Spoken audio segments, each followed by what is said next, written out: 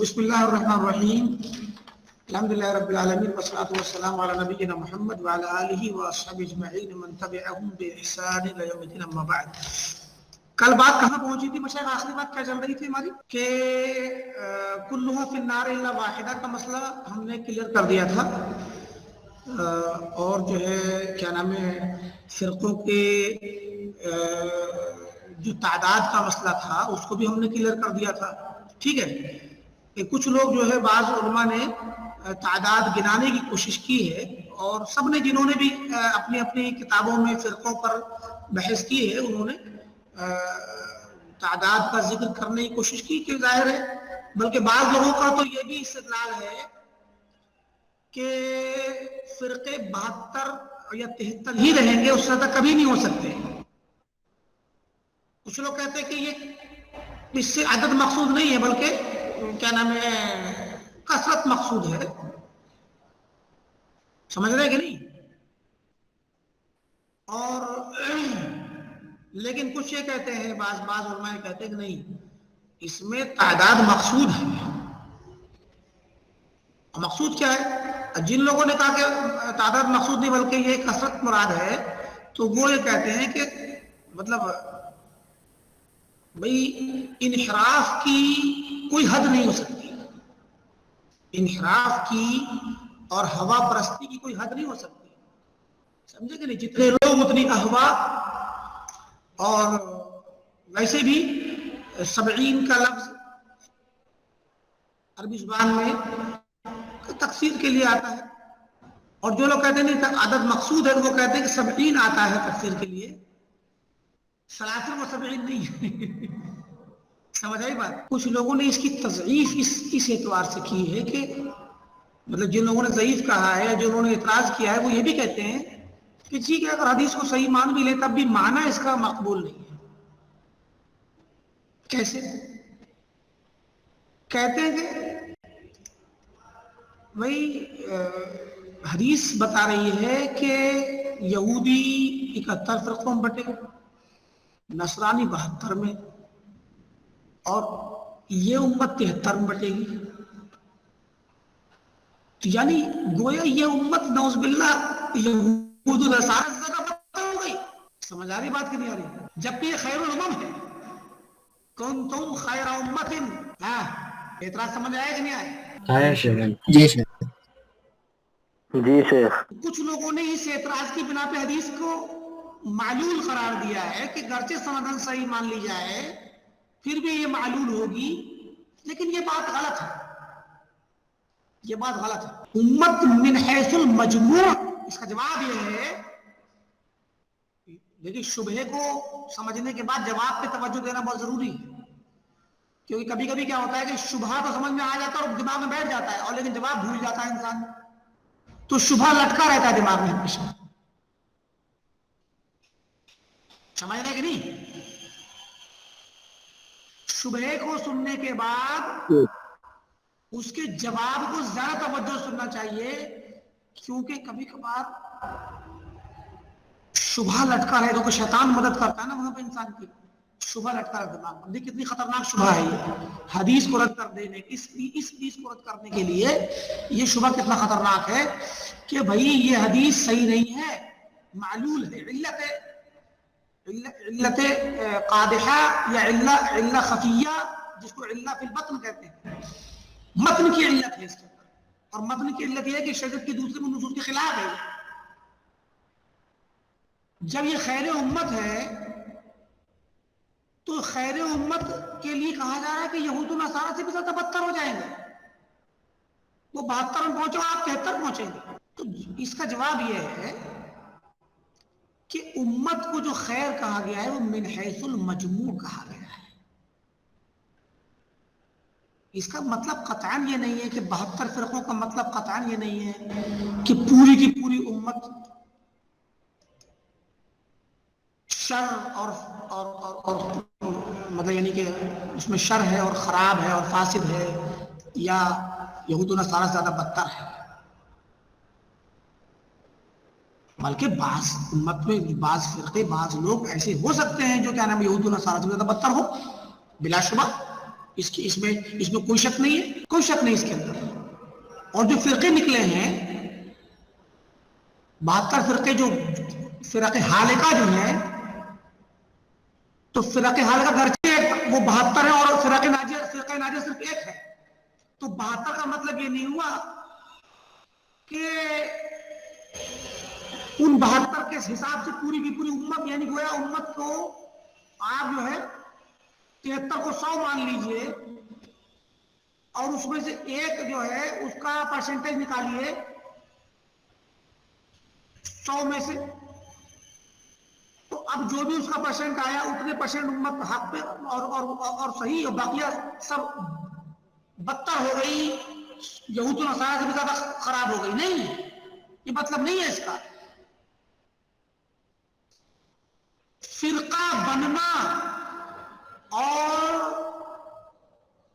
شیطان کی یا ہوائے نفس کی پیروی کرتے ہوئے حق سے جدا ہو کر کے نیا اپنا گروہ بنانا یہ الگ چیز ہے، اور پوری امت کا برباد ہو کر کے گمراہ ہونا یہ الگ چیز ہے. فرقے بننے کا مطلب پتہ نہیں کہ پوری امت گمراہ ہے. سمجھ آ رہی بات؟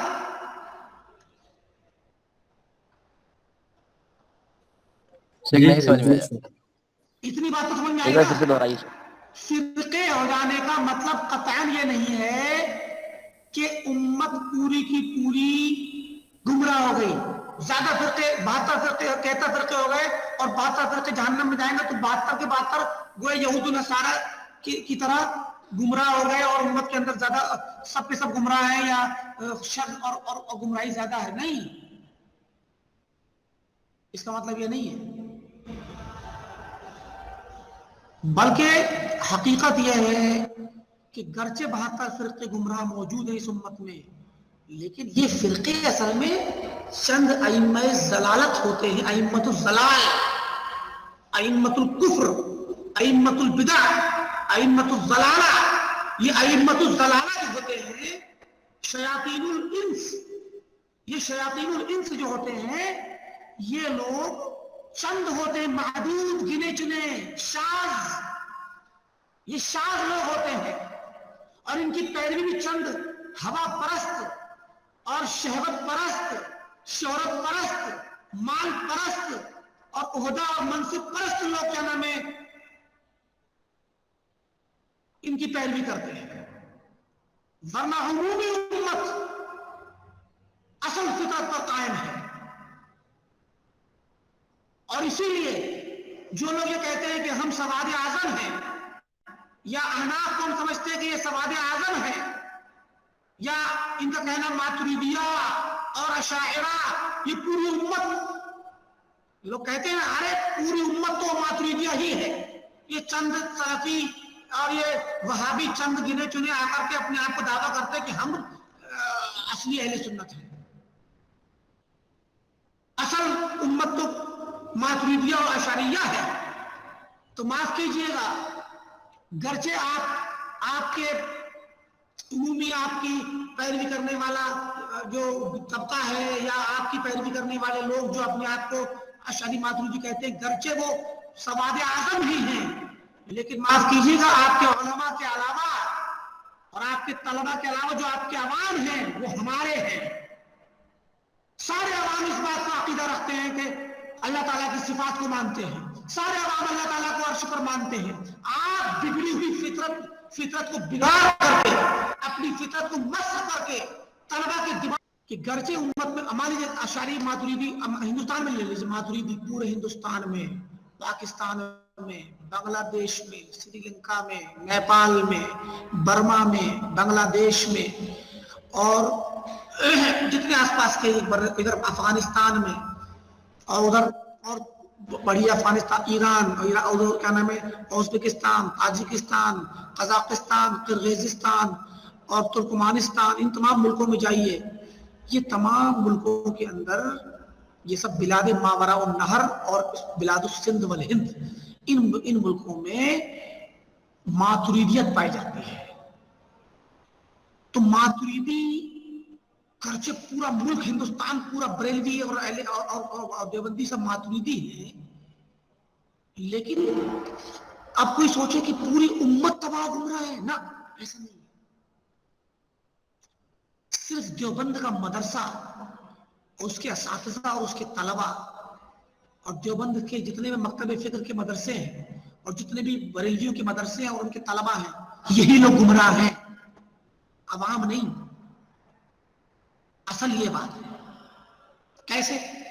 अभी अवाम से आप पूछ ले जा करके कि अल्लाह ताला कहाँ है, तो ज्यादातर अवाम इस बात को मानेंगे कि अल्लाह ताला ऊपर है।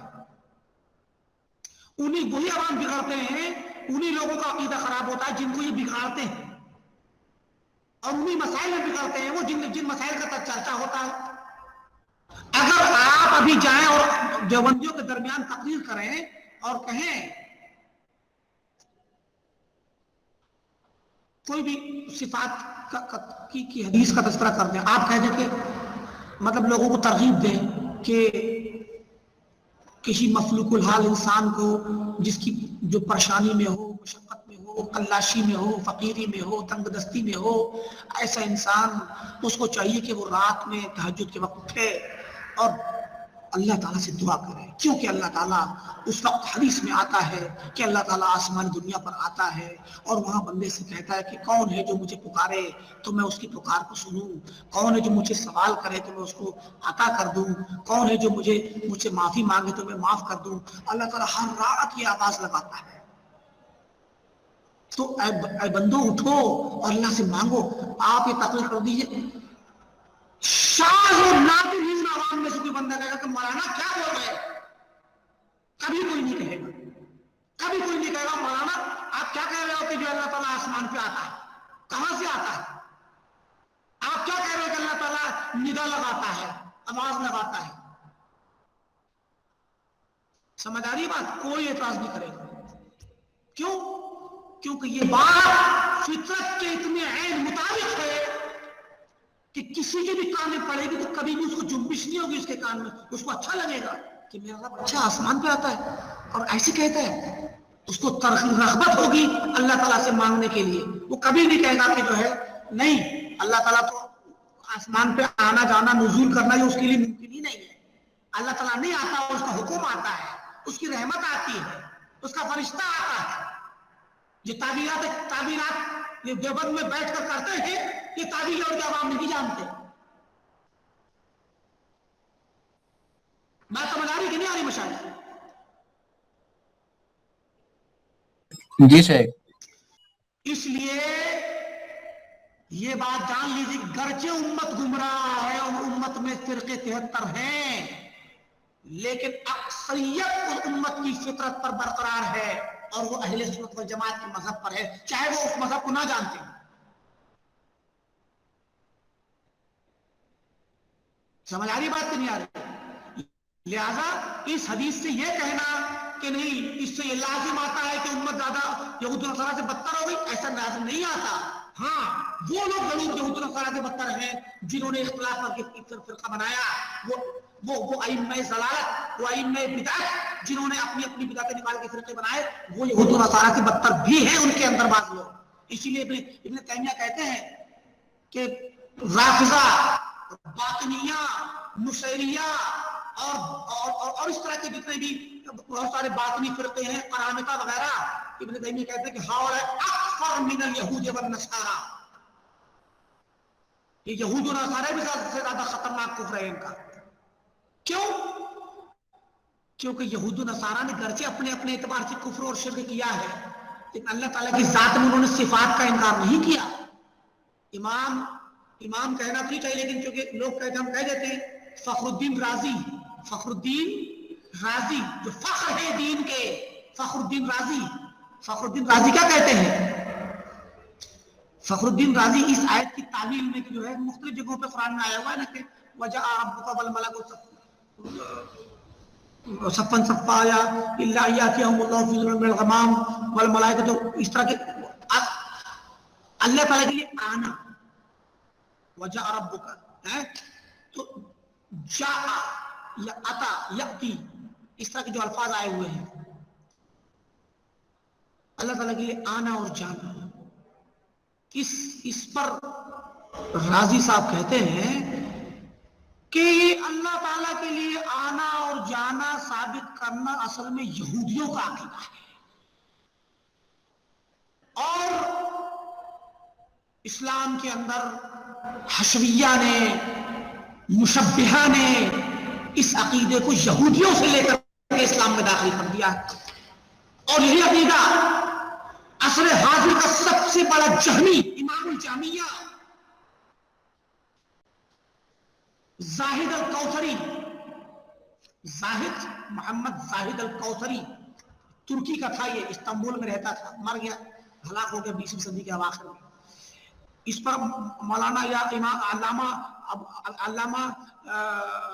عبد الرحمن المعلمی، علامہ عبد الرحمن المعلمی نے، علامہ معلمی بڑے مشہور ہیں، معلمی نے اس پر تنقید بھی کی اور کتابیں لکھی رد میں اس کے، اور بھی علماء لکھی ہیں۔ تو زاہد کوثری نے جو اس زمانے کا سب سے بڑا امام الجہمیہ ہے، اس نے کیا نام ہے اس بات کو نقل بھی کیا ہے اور کہا ہے کہ یہ صفات کو، ان چیزوں کو ثابت ماننا یہودیوں کا عقیدہ ہے۔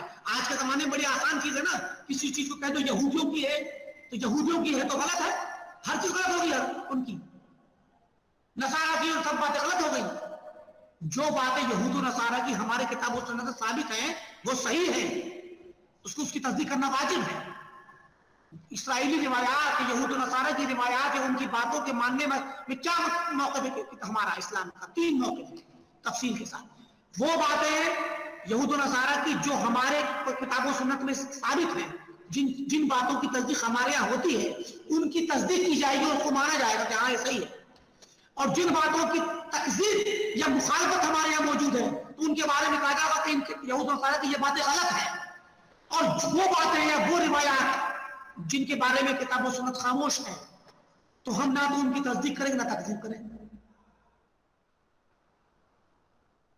تو اللہ تعالیٰ کی صفات کے بارے میں اگر یہودیوں نے تورات میں یا نصارہ نے انجیل میں ثابت کر رکھا ہے اللہ تعالیٰ کے لیے آنا، جانا، بولنا یا کچھ صفات اس طرح کی، اور وہ ہمارے یہاں بھی ثابت ہے، تو ان کو یہ کہہ کر رد کر دینا کہ یہ یہودیوں کی عقیدہ ہے، یعنی اس اللہ تعالیٰ کی صفات کو ثابت کرنے کو قبیح منظر میں پیش کرنے کے لیے یہودیت کا الزام لگانا کہ یہودیوں کا عقیدہ ہے، یہ تو مسلمانوں کا تھوڑے۔ معاف کیجئے گا، یہودیوں کا عقیدہ یہ وہ عقیدہ ہے جس عقیدے کی تصدیق کتاب و سنت سے ہوتی ہے، اور یہ کتاب و سنت کا بھی عقیدہ اور یہودیوں کا بھی عقیدہ ہے بلا شبہ، اور یہ صرف یہودیوں کا نہیں، سارے انبیاء کا عقیدہ ہے۔ سارے انبیاء اسی لیے آئے تھے کہ اللہ تعالیٰ کی صفات کو ثابت مانے، اور تم اگر انکار کرتے ہو تو تم انبیاء کے طریقے سے ہٹے ہوئے ہو۔ لہذا یہ بات ہماری کل ہو چکی تھی، اور اسی کے ضمن میں یہ والی بات بھی آ گئی۔ آپ ان باتوں کو نوٹ کرتے رہے مشائخ، ہمیں بہت سی چیزیں دیکھیے، ہمارے پاس ایک پرانا مذکرہ ہے، اس مذکرے میں یہ ٹاپک بالکل بھی نہیں ہے، یعنی جو کل جو آخری مسئلے پر بحث ہوئی تھی وہ فرقوں کی تعداد گنانے کے معاملے میں، اور وہ حدیث جو ہم نے کہا کہ ایک روایت ہے کسی نے بیان کی کہ کلھا فی الجنہ الا واحدہ، اس کا ذکر بھی اس مذکرے میں نہیں ہے۔ اسی طریقے سے اس حدیث کی تضعیف یا اس والی روایت کو ضعیف کہنے کے معاملے میں جو ہم نے تفصیل سے باتیں آج کہی ہیں، یہ باتیں اس مذکرے میں نہیں ہیں، لیکن آپ لوگ ان کو نوٹ کر لیں، اپنی اردو میں ہی نوٹ کر لیں، کوئی مسئلہ نہیں ہے۔ شبہ جو آج ہم نے پیش کیا، اس شبے کو پیش ذکر کر کے اس کے پر نوٹ چڑھا لیں تھوڑا چھوٹا سا، کہ اس سے لازم نہیں آتا 72-73 فرقے ہو جانے سے لازم نہیں آتا کہ پوری کی پوری امت یہود و نصارہ سے زیادہ بدتر ہے، یہ بات غلط ہے، بلکہ یہ خیر امت ہے اور خیر امت برقرار رہے گی، امت وسط ہے یہ۔ اور رہی بات فرقے بننے کی، تو بلا شبہ فرقے زیادہ بنے ہیں، اور فرقے زیادہ بننے سے اس کے فساد اور شر لازم نہیں آتا، کیونکہ فرقے جن لوگوں نے بنائے وہ چند معدود لوگ ہیں، اور امت کی اکثریت اور عوام الناس یہ اصل فطرت پر ہونے کی وجہ سے صحیح عقیدے پر قائم ہے۔ ٹھیک ہے، فروعات میں وہ لوگ ان کی فقہی مسلک کو مانتے ہیں تو کوئی مسئلہ نہیں ہے، وہ مسئلہ الگ ہے، لیکن अकीदे की तौर पे भी उनके जो तलबा हैं, उनके जो उलमा हैं, वही लोग इन चीज़ों को जानते हैं। तलबा भी सब चीज़ नहीं जानते भाई, मखसूस लोग जानते हैं इन चीज़ों को। अभी आप किसी देवबंदी के सामने ये बातें कहिए, कोई तस्दीक नहीं करेगा आपकी। तो इसीलिए क्या नाम है, कई लोगों से मनकूल है, इमामुल हरमैन जुवैनी से और गजाली से, कई लोगों से मनकूल है कि आखिरी उम्र में उन्होंने तौबा की अपने इस अक़ीदे अशरिया से, और उन्होंने इससे रुजू किया और कहा कि अमूतु अला मा तमूतु अलैहि अजाइज़ निसापुर, निसापुर की बुढ़िया, खूसट बुढ़िया अजूज, निसापुर की बुढ़िया जिस अकीदे पे है, मैं उसी अकीदे पे मरूंगा। अल्लाह मुझे उसी अकीदे पे मौत दे, मैं उसी पे मर रहा। निसापुर की बुढ़िया कौन से अकीदे पे है? एक तो बुढ़िया उम्र दराज, वो भी औरत, यानी अगर उमूमी तौर पर नाक़िसात अक्ल होने की वजह से औरत के अंदर बहुत ज्यादा समझ तो होती नहीं है, फिर ऊपर से वो हो जाए बूढ़ी अजूज, जिसकी अक्ल और फहम सब खत्म हो गई हो, तमीज, तो वो जो बुढ़िया होगी अल्लाह के बारे में क्या अक़ीदा रखेगी? यही कि अल्लाह ताला आसमान पे, फितरत का अक़ीदा, क्योंकि फितरत नहीं बदलती है। तो इतना बड़ा ईमान कह रहा है कि अल्लाह मुझे मौत दे उस अक़ीदे पर जो अक़ीदा निसापुर की खूसट बुढ़िया का है, क्योंकि वो जानते हैं कि वो बुढ़िया हमारी बात को नहीं मानती है। अबू जाफर हमदानी का वाकया आप लोग जानते हो कि इमामुल हरमैन जुवैनी ने जब अपने अक्ली, कलामी, मंतिकी दलीलों से साबित किया कि अल्लाह ताला हर जगह है और अर्श पर नहीं है, तो अबू जाफर हमदानी का किया कि शेख मोहतरम, आपकी दलीलें बहुत ही मजबूत हैं, हमें यकीन हो गया कि अल्लाह ताला ऊपर नहीं है, हर जगह है, लेकिन एक बात सवाल आपसे करूंगा, उसका जवाब दे दीजिए प्लीज। बोले क्या? बोले अक्ल तो मान चुकी कि अल्लाह ताला हर जगह है जात के साथ, लेकिन ये फितरत का क्या करूं? ये अंदर से फितरत कहती कि अल्लाह ऊपर है, क्योंकि जब भी मुझे जरूरत पड़े या कोई मफलूकुल हाल इंसान जब इमरजेंसी और इज़्तिरारी हालत में होता है तो ऊपर को हाथ क्यों उठाता है? अल्लाह मुझे दे दे, ऐसे क्यों कहता है? अल्लाह मेरी सुन ले, वो दाएं बाएं क्यों नहीं करता, नीचे क्यों नहीं करता है? इस फितरत का क्या किया जाएगा, इसको बताइए। कहते कि इमामुल हरमैन सर पकड़ के बैठ गए, सर पकड़ के बैठ गए, काफी देर तक सोचते रहे कि इसका क्या जवाब। तो उन्होंने आखिर में जवाब दिया कि हय्यरनी अलहमदानी, मेरे पास इसका जवाब नहीं है। अक्ली दलीलों को तोड़ सकता हूं मैं, फितरी दलील को नहीं तोड़ सकता। तो मुराद यह है कि फितरत जो इंसान, आप अभी देख लीजिए, ये हमारे हिंदुस्तान में मसला देख लीजिए आप, ये शरपसंद अनासिर, जो फिरका परस्त अनासिर हैं, मजहबी जुनून पैदा करके हिंदू मुस्लिम में लड़ाई कराते हैं, इन चंद बिगड़े हुए कायदीन या उनके चंद मखसूस गुंडों या उनके तरबियत याफ्ता लोगों के अलावा पूरे हिंदुस्तान के कोने कोने और करिया करिया गांव गांव में जाइए आपको कहीं भी हिंदू मुस्लिम के दरमियान नफरत नजर नहीं आई। कहीं भी कोई हिंदू, आपको लोग इज्जत से बिठाएंगे, आपकी कद्र करेंगे, आपकी नमाज की कद्र करेंगे, आपके रोजे की कद्र करेंगे, आपकी क्या नाम है शायर की कद्र करेंगे, आपकी मस्जिदों की कद्र करेंगे। कोई आपको क्या नाम है आपके खिलाफ ना आपकी नफरत से देखेगा, ना आपके खिलाफ गलत तरीके से सोचेगा। हर जगह हर गांव में देख लीजिए आप, क्योंकि पब्लिक आवाम चाहे वो गांव की हो या शहर की, ज्यादातर गांव की पब्लिक, एक आम आदमी फितरत पे होता है, और फितरत ने कभी भी ये नफरत नहीं सिखाई, एक दूसरे का एहतराम सिखाया है। इसी चीज में देख लीजिए आप, ये लोग बिगाड़ते हैं माहौल को, चंद मखसूस गुंडे माहौल में एक फिरका वारियत का माहौल बनाते हैं, दंगा फसाद कराते हैं, तब होता है। और वो फसाद में भी लड़ने वाले वही होते हैं, मारने वाले। आम आदमी घर से निकल के किसी को नहीं मारता है।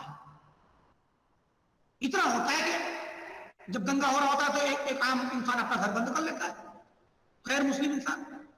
लेकिन ऐसे भी नजारे आपको मिलते हैं कि गैर मुस्लिमों ने किसी मुसलमान को पनाह दे दी, घर वालों ने, किसी मोहल्ले वालों ने, किसी खानदान वालों ने, तो वो, और कुछ लोगों ने नहीं दी तो वो उन्होंने अपना घर बंद कर लिया, उन्हें मतलब नहीं, लेकिन उनके घर से बंदा निकल के मारने आए ना, ऐसा नहीं होता। हाँ, ऐसा हो सकता है कि उनके घर में कोई लड़का नौजवान हो जो पहले से उनके साथ तरबियत पा रहा हो तो वो चला जाए, वो अलग बात है। लेकिन जो लोग इन गुंडों से और इन बिगड़े हुए लोगों के साथ मिले हुए नहीं है, और एक आम आदमी जो अपनी एक आम जिंदगी में मशगूल है, चाहे वो कारोबार में मशगूल हो, नौकरी में मशगूल हो, तालीम में मशगूल हो, खेती बाड़ी किसानी में मशगूल हो, एक ऐसा आम आदमी, उसके अंदर नफरत नहीं है, उसकी फितरत बाकी बरकरार है। यही दलील है सबसे बड़ी इस बात की कि अहले सुन्नत वल जमात का अकीदा भी इसी तरीके से सारे अवाम के यहाँ मुसल्लम है। खासकर ये मसाइल जो बड़े बड़े अकली मसाइल हैं, इन मसाइल में, और जिनमें अवाम उलमा बिगाड़ जाते हैं उसमें वो बिगड़ जाते हैं। इसलिए ये कहना दुरुस्त नहीं है कि उम्मत, पूरी की पूरी उम्मत यहूद नसारा से ज्यादा खराब नहीं, बल्कि उम्मत में जिन्होंने इफ्तराक किया है, जिन अइम्मे ज़लालत ने, अइम्मे बिदअत ने, बिलाशुबह वो यहूद नसारा ज्यादा खतरनाक हैं। इब्न तैमिया ने इस बात को कहा है, और बल्कि इब्न हज़्म ने भी कहा है कि अहले बिदअत से कभी भी इस्लाम को फायदा नहीं हुआ, कभी भी अहले बिदअत ने इस्लाम का झंडा बुलंद नहीं किया, कभी भी अल्लाह ताला ने उनके हाथों बिलादी कुफ्र को फतह नहीं किया, कभी भी इनकी वजह से इस्लाम का बोलबाला नहीं हुआ, इन्होंने हमेशा इस्लाम को नुकसान पहुंचाया।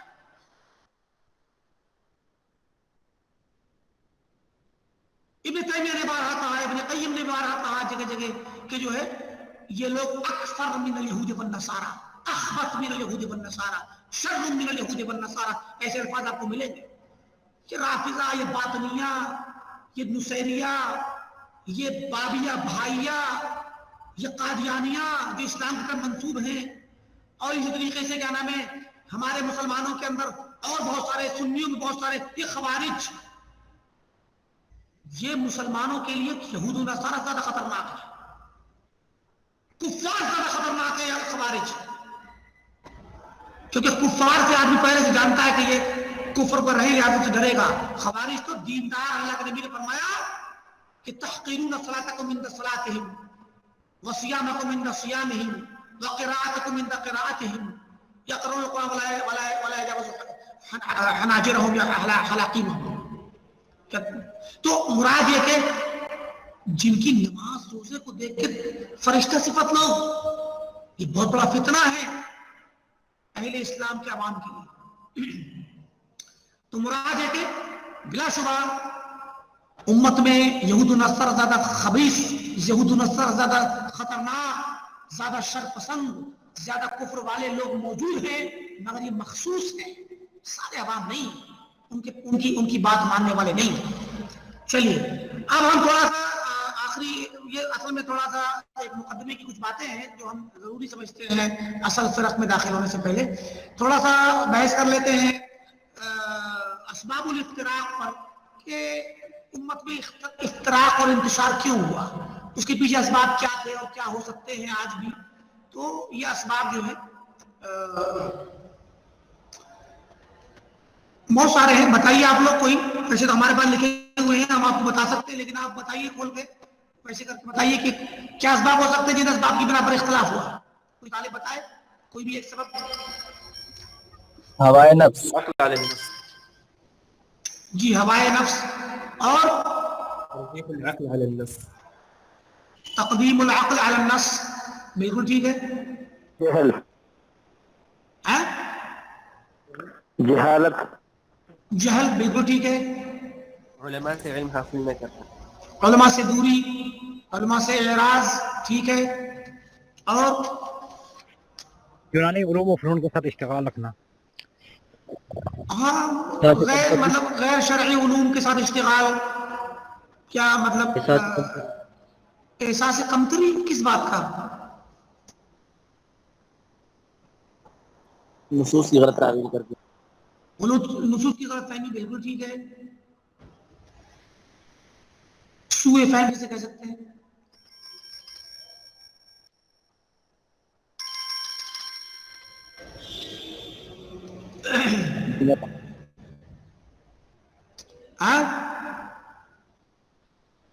دوسرے مذاہب اور ثقافتوں سے اختلال، دوسرے مذاہب اور ثقافتوں سے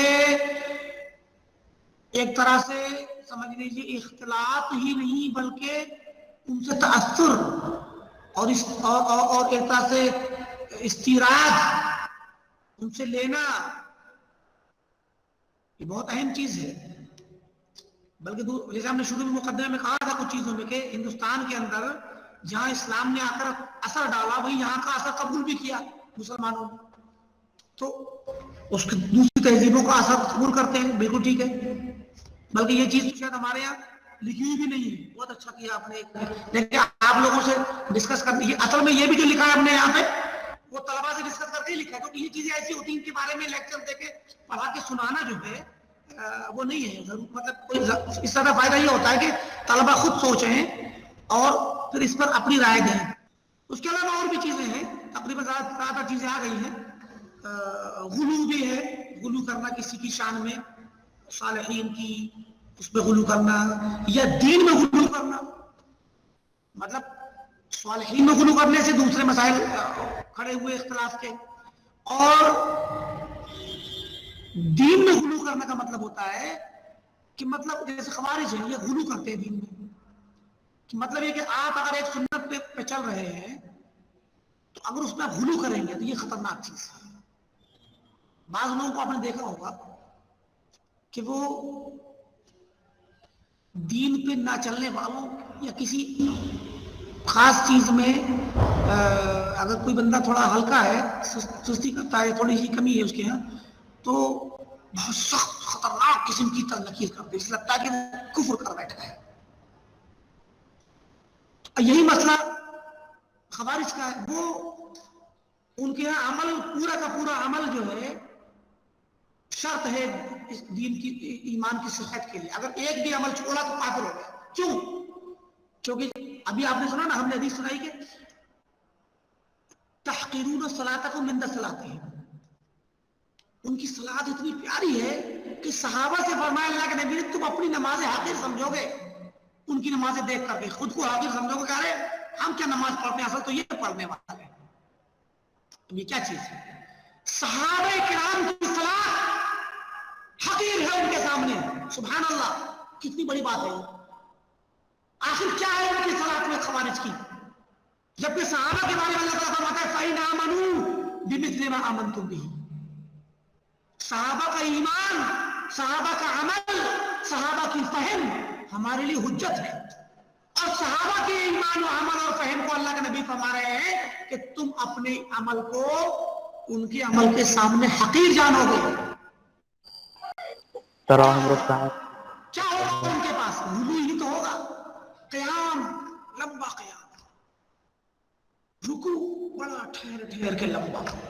ہم نے دیکھے ہیں نمونے مدینے کے اندر خوارج کے، سبحان اللہ. پاکستان کے بعض وہ خوارج جو خوارج کی ذہنیت کے تھے، ان کو اب وہ خود کو تھوڑی خوارج کہتے ہیں، ہم نے ان کو خوارج خود میں کہہ رکھا ہے. ہم نے ان کو بھی نہیں کہا کہ تم خوارج ہو، ہم نے کہا کہ آپ کی یہ جو بعض افکار ہے خوارج کی جیسی ہے. تھوڑا سا انسان سے نرمی سے کہا جاتا ہے نا.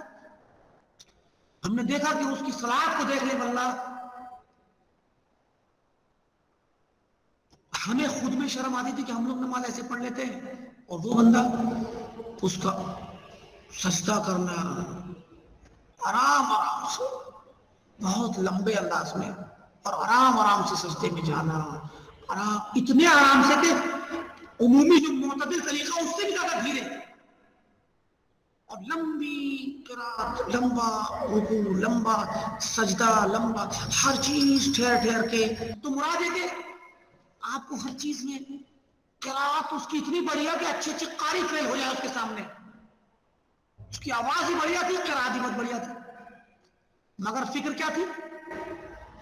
مخالفین کی تکفیر.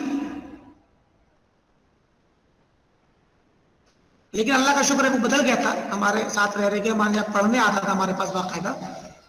اور اس کے بعد اس نے علم لیا عقیدے کا اور بہت سی چیزوں کا. تو بہت سی چیزوں میں ڈسکس ہونے کے بعد ٹھیک ہو گیا. تو مقصد کہنے کا یہ ہے کہ وہ چیز دکھتی ہے. آخر کیا ان کے پاس جو صحابہ کی نماز، ان کا صوم. اب بتائیے اللہ کے نبی نے کہا صیامکم عند صیامہم. صحابہ اپنے صیام کو حقیر جانیں گے خوارج کے صیام کے سامنے. تو صلاۃ میں تو سمجھ میں آتا، صیام میں کیا سمجھ میں آئے گا؟ آپ بھی بھوکے ہیں، خارجی ہے، خوارج بھی بھوکا ہے شام سے صبح سے شام تک. تو کون سی ایسی چیزیں جو اس کے صیام میں زیادہ ہے جو آپ کے یہاں نہیں ہے؟ سوچنے والی بات ہے کہ نہیں ہے؟ وَقِرَاءَتَكُمْ عِنْدَ قِرَاءَتِهِمْ. صحابہ کی قرات کے بارے میں اللہ کے نبی نے ایک صحابی سے کہا کہ آؤ میرے پاس مجھے قرآن پڑھ کے سناؤ. تو انہوں نے کہا یا رسول اللہ کیا میں آپ کے سامنے پڑھوں؟ آپ کو تو نازل ہوا ہے. آپ نے دوسرے صحابہ کے بارے میں کہا، ایک صحابی کے بارے میں کہ جو ہے تمہاری آواز میں داؤد کی مزامیر کی آواز، مطلب اس کی ان کی مزمار ہے وہ ہے، ان کی سریلی داؤد جیسی سریلی آواز ہے تمہاری. تو مطلب کہنے کا یہ ہے کہ صحابہ کرام کی سے اللہ کے نبی نے ان کی تعریف بھی کی، ان سے قرآن سنا. بلکہ ابن مسعود رضی اللہ عنہ کے بارے میں کہا کہ من اراد ان يقرأ القرآن قدا طريا كما انزل فليقرأ على قراءة ابن ام عبد. جو بندہ یہ چاہے کہ قرآن کو بالکل تر و تازہ انداز میں پڑھے، ویسے ہی جیسے کہ نازل ہوا تھا تر و تازہ، تو اسے چاہیے کہ ابن ام عبد کی قراءت پر پڑھے. ابن مسعود ابن ام عبد بھی کہتے ہیں. تو مقصد کہنے کا یہ ہے کہ اللہ کے نبی نے صحابہ کی تعریف کی، اتنی تعریف کہ جو ہے قرآن تر و تازہ بھی کبھی کبھی گرم گرم تازہ تازہ نازل ہوا ہو. گرم گرم چیز تازی تازی ہوتی ہے نا. تو مراد یہ کہ اس کے باوجود انہیں صحابہ سے کہا کہ تم اپنے قرآت کو ان کی قرآت کے سامنے حقیر جانو گے. ایک صحابی قرآن پڑھ رہے تھے، ان کے گھوڑے جو بھٹکنے لگے. تو انہوں نے آ کے شکایت کی کہ نبی سے کیا سنا، میں رات میں قرآن پڑھ رہا تھا، میرے گھوڑے بھٹکنے لگے. آپ نے کہا کہ یہ تمہارے گھر میں تمہاری قرآت سن کر فرشتے نازل ہو رہے ہیں. جن کی قرآتوں کو سن کر فرشتے نازل ہوتے ہیں وہ اپنی قرآت کو حقیر جانیں گے خوارج کی قرآت کے سامنے. کیا چیز ہے ان کی قرآت میں؟ یہ غلو فی الدین ہی ہے اور کچھ نہیں. ہر چیز میں غلو، قرآت میں بھی غلو، ہر قرآت کی ادائیگی میں غلو، پڑھنے کے طریقے میں غلو، اس خشوع اور خضوع میں غلو جو قرآت کے وقت ہوتا ہے. وہ صیام کے اندر جو خشوع خضوع ہونا چاہیے، صیام میں جو پابندی اور استحضار ہونا چاہیے رب العالمین کی عبادت کا، اس میں صلاۃ کے اندر ظاہری ارکان اور اندرونی غلو، اندرونی خشوع خضوع کی تمام چیزوں میں غلو ہے. ان کے یہاں حد درجہ غلو ہے، جو غلو ان کو ایک الگ پہچان عطا کرتا ہے. کہ غلو فی الدین سے بچنا بہت اعتدال ضروری ہے. مشائخ، لمبی قرات کرنا یہ ثواب کا کام نہیں ہے اس معنی میں کہ آپ سوچیں کہ میں لمبی لمبی قراتیں کروں گا تو مجھے بہت ثواب ملے گا اور اس پر آپ دوام برت رہے. اللہ کے نبی نے کہا کہ میں رات کو سوتا بھی ہوں اور اٹھ کر کے عبادت بھی کرتا ہوں. تو کوئی انسان لمبی قرات، اتنی لمبی لمبی قرات کرے کہ رات بھر سوئے ہی نہ یا آدھا گھنٹہ سوئے اور کوئی رات جاگے، یہ غلو ہے. سمجھے کہ نہیں؟ آپ نے کہا ابن عبداللہ بن عمرو بن عاص سے کہ تمہارے نفس کا تمہارے اوپر حق ہے، تمہاری ساری چیزوں کی نہ، تمہاری آنکھوں کا حق ہے، تمہارے ہر چیز کا، تمہارے پھر والدین کا حق ہے، تمہاری بیوی کا حق ہے، رب العالمین کا بھی حق ہے، سارے حقوق ادا کرو. انہوں نے کہا یا رسول اللہ میں روزے رکھنا چاہتا ہوں، میں قرآن پڑھنا چاہتا ہوں، روزانہ پڑھنا چاہتا ہوں. آپ نے دھیرے دھیرے کر کہا مہینے میں ختم کرو، 15 دن میں ختم کرو. مراد ہے کہ آپ نے دیکھیے ان چیزوں کو آپ لوگ غور کریں تو آپ کو پتا چلے گا کہ شریعت نہیں چاہتی کہ آپ بہت زیادہ جذباتی ہو کر کے عمل کریں. نہیں چاہتی. جذباتی ہو کر عمل کریں تو یہ غلو کی طرف لے جائے گی یہ چیز آپ کو، اور پھر آپ یا تو مکمل غلو میں بہ کر کے اسی میں بگڑ جائیں گے، یا پھر آپ کا نام ہے سب کچھ چھوڑ کر کے بے دین ہو جائیں گے. اس لیے کم کم اتنا جتنا کہ ہضم ہو سکے. زیادہ اچھا کھانا زیادہ کھا لیں گے آپ تو پیٹ خراب ہو جائے گا, نہیں ہو جائے گا آپ کا. مرغا ہو, بکرا ہو, مٹن اور کے الگ الگ ڈشیں ہوں, بریانی ہو, کباب ہو, یہ جو بھی چیزیں آپ کو اچھی لگتی ہیں تو کتنا کھائیں گے آپ؟ کلو, 2 کلو, 4 10 کلو, 15 کلو کھا جائیں گے آپ. ہاں مشائخ,